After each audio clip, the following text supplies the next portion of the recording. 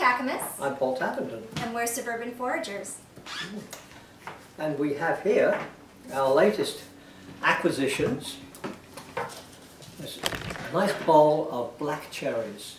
Black cherries are now growing just about everywhere, and they are much overlooked as a fruit because they are not very sweet. They're kind of tart, but they're delicious. I mean, if you can, once you get used to the tart flavour, the actual flavour of them is really quite wonderful. So I would happily stand under a black cherry tree for hours eating these things.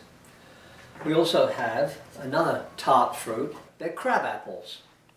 And with both of these fruits, with both the cherries and the apples, since like the cherry has a very large pit in it, and since the apples have lots of little pits in them, rather than try to take all those out, we actually cook them complete and then just get the meat out of it and leave the rest behind. And Lisa is going to show us how to do that.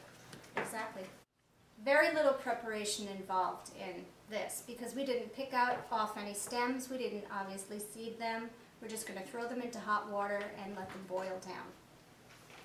Okay.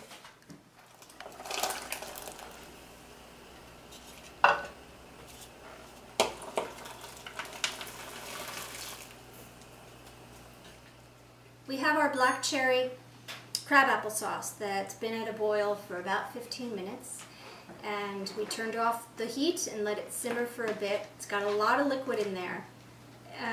When you make it at home, try to use liquid to cover.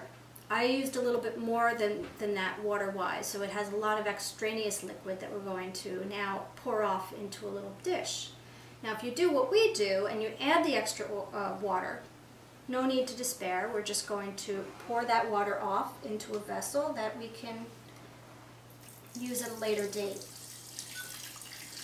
Look at that beautiful color. Yeah, it's not just a beautiful colour. I tasted it before. It's really tasty.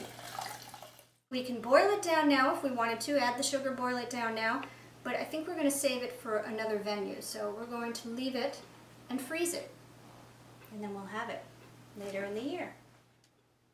Add the cherries.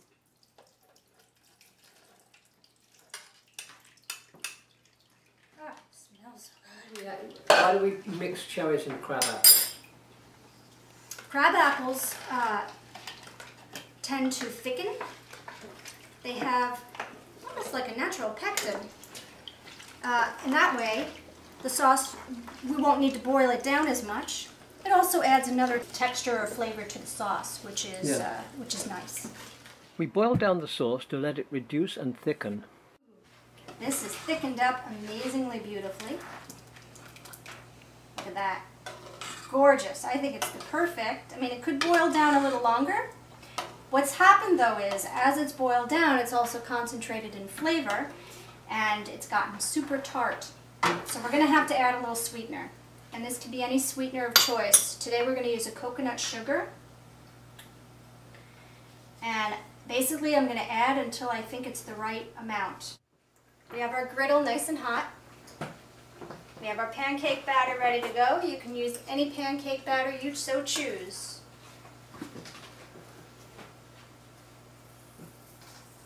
I'm only going to make little guys. Silver dollars, so to speak.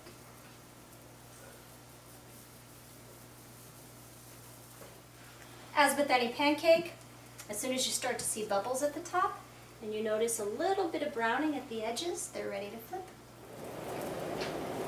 Beautiful! So the first thing we should point out is this Fabu drink. Oh yes. That Paul cleverly said, hey, we had all of this extra liquid that we strained off, remember? He used a ratio of 1 to 3. About that, yeah.